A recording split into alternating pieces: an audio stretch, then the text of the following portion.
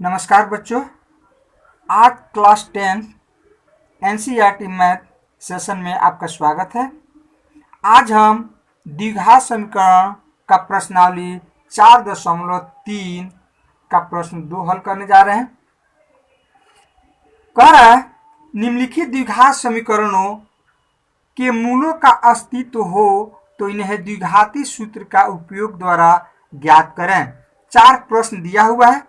कह रहा है कि यदि मूल का अस्तित्व हो तो इन्हें द्विघात सूत्र की सहायता से आप ज्ञात करें, अर्थात x का मान द्विघात सूत्र की सहायता से ज्ञात करें। सबसे पहले हम मूल का अस्तित्व जांचेंगे, अर्थात d का मान निकालेंगे, जैसे कि हमने प्रश्न 1 को सॉल्व किया था। उसके बाद द्विघात सूत्र की सहायता से हम x का मान निकालेंगे। तो हम चलते हैं, पहला प्रश्न लेते हैं।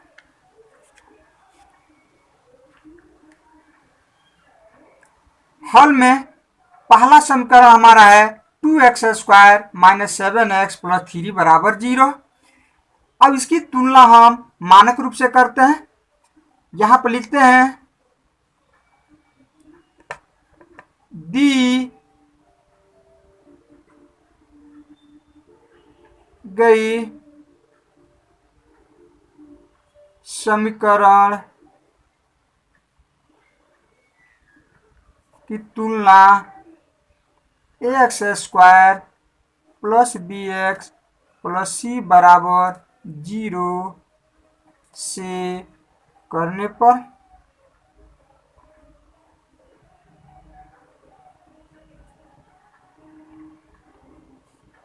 a की जगह पर 2 है, b की जगह पर -7 है और c की जगह पर 3 है। अब हम d का मान निकालेंगे, मतलब विवेचक निकालेंगे। तो d बराबर होता है b² - 4ac। मान बैठाते हैं, b का मान -7, तो b को हटाएंगे, -7 रखेंगे, होल स्क्वायर -4, तीनों के बीच गुना है 4 गुना a का मान 2 है, c का मान 3 है। ब्रैकेट हटाएंगे, माइनस माइनस प्लस, 7 7 49, 4 दूनी 8, 8 का टेबल 3 बार पढ़ोगे 24 आएगा। 49 में से 24 घटाओगे 25 आएगा। d का मान 25 हो गया, अर्थात ये d का मान 25 है, वो 0 से बड़ा है। d > 0, अतः मूल का अस्तित्व है।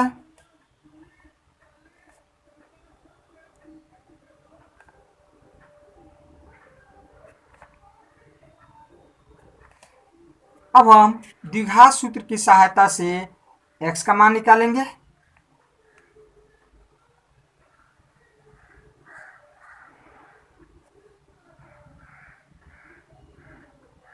द्विघात सूत्र को हम लोग श्रीधाराचार्य का नियम भी कहते हैं।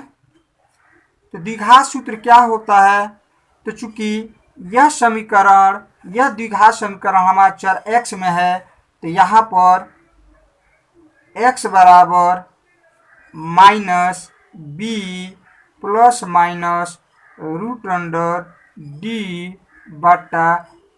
-√d/2a, इसको हम कहते हैं द्विघात समीकरण। यदि आपका यह चर मतलब यह समीकरण चर y में रहता तो यहाँ पर y लिखते, यदि x जगह पर t रहता तो यहाँ पर t लिखते। मतलब जिस चर में हमारा समीकरण रहे वही यहाँ पर लिखेंगे। और ये सूत्र हमारा इतना होगा, -b ±√d/2a। अब हम मान बैठाते हैं।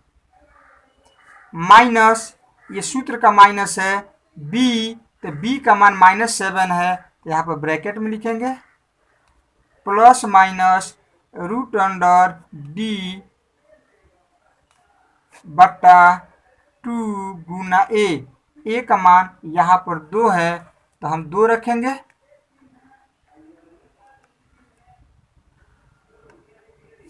ब्रैकेट रहो, minus minus plus 7 plus minus 25 का वर्गमूल होता है 5, 2 दूनी 4, 2 दूनी 4।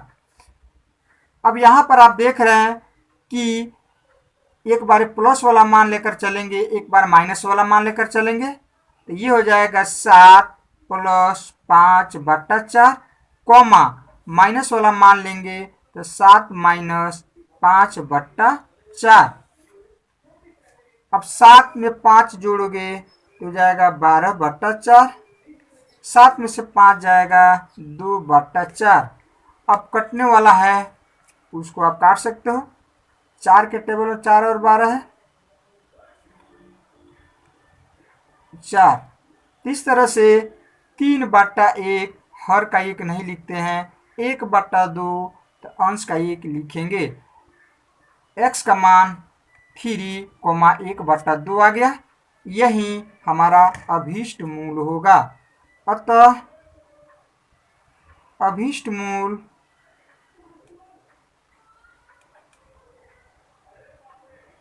बराबर 3, 1 बट्टा 2। द्विघात समीकरण को हल करने की 3 विधियां, गुणनखंड विधि, पूर्ण वर्ग करके और द्विघात सूत्र। तो द्विघात सूत्र जो होता है थोड़ा सा लेंदी होता है बट सबसे आसान होता है। इसमें आप d का मान निकालेंगे और d का मान निकालने के बाद इस द्विघात सूत्र का प्रयोग करके x का मान निकालेंगे। प्रश्न में कुछ नहीं दिया हुआ हो तो आपको तीनों विधि में से जिस विधि का प्रयोग करना चाहे, जो आपको आसान लगे, उस विधि से आप इसको हल कर सकते हैं। नेक्स्ट प्रश्न है हमारा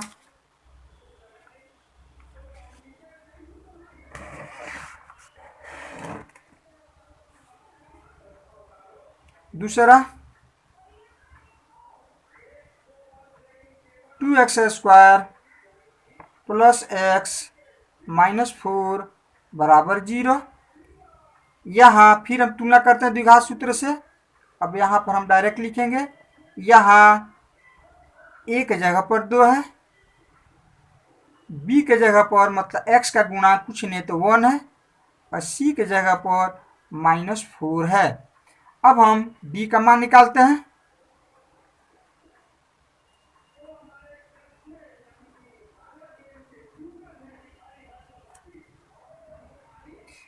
वन का स्क्वायर -4 गुना a का मान 2 है, गुना c -4 है। 1 का स्क्वायर 1 होगा। अभी तीनों में गुना करना है तो माइनस माइनस प्लस 4 दूनी 8, 8 चौका 32, तो 32 और 1 33। तो d का मान हमारा 33 आ गया, जो 0 से बड़ा है, अर्थात मूल का अस्तित्व हो। चूंकि d ग्रेटर देन 0, अतः मूल का अस्तित्व है।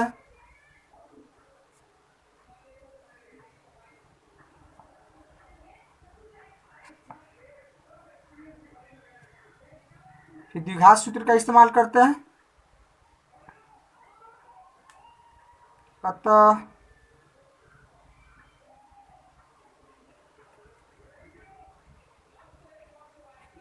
द्विघात सूत्र से, द्विघात सूत्र हमारा चर x में है तो यहाँ x लिखेंगे, -b प्लस माइनस √d बटा 2a, सबका मान बैठा हो, माइनस b का मान 1 है, प्लस माइनस d का मान 33 है, बटा 2 गुना a का मान 2 है, a का मान 2 है। यहाँ पर आप अब आगे लेकर बढ़ते हैं। 33 का वर्गमूल नहीं निकलेगा तो -1 प्लस माइनस √33, 2 दूनी 4। एक बार प्लस वाला लेते हैं, एक बार माइनस वाला, ये हो जाएगा x बराबर -1 प्लस √33/4 -1 एक बार ये माइनस लेंगे तो -√33/4 जो अभीष्ट मूल है, क्योंकि अब इससे छोटा नहीं होगा। आपको 33 का वर्गमूल पॉइंट पे निकालने की जरूरत नहीं है। जो अभीष्ट मूल है, अभीष्ट मूल है। नेक्स्ट प्रश्न है हमारा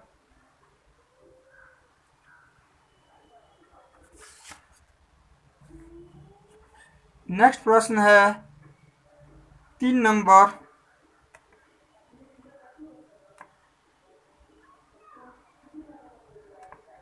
दत्त समीकरण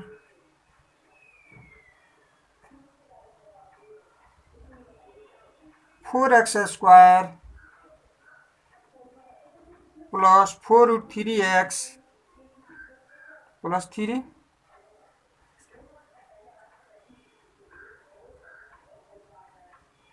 बराबर 0। अब इसकी भी तुलना हम द्विघात समीकरण के मानक रूप से करते हैं। यहाँ a बराबर 4, b बराबर 4√3 और c बराबर 3। फिर हम d का मान निकालेंगे।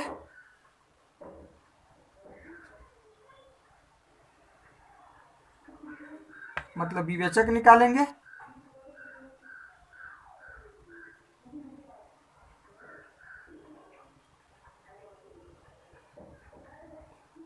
b के जगह पर हमको 4√3 रखना है।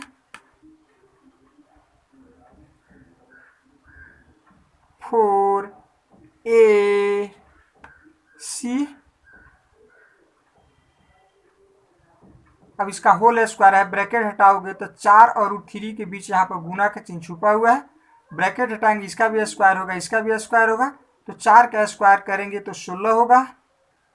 इसका स्क्वायर करेंगे तो स्क्वायर से रूट हट जाएगा 3। तीनों को गुना करो, 4 चौका 16, 16 तिया 48।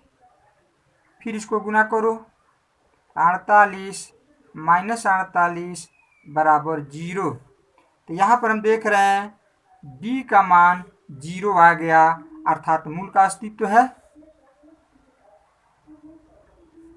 अतः मूल का अस्तित्व है, अस्तित्व है। जब मूल का अस्तित्व है तो द्विघात सूत्र का प्रयोग करके आप x का मान निकालेंगे।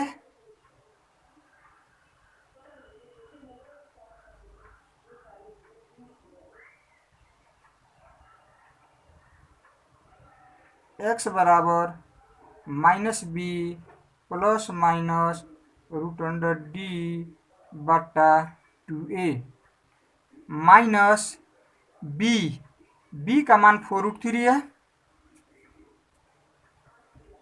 प्लस माइनस d का मान 0 है बटा 2a 4 है। 0 का वर्ग 0 ही होगा, तो -4√3 प्लस माइनस 0 बटा 8। एक बार प्लस वाला मान लेंगे, क्योंकि d का मान 0 आया है तो x का दोनों मान सेम ही आएगा।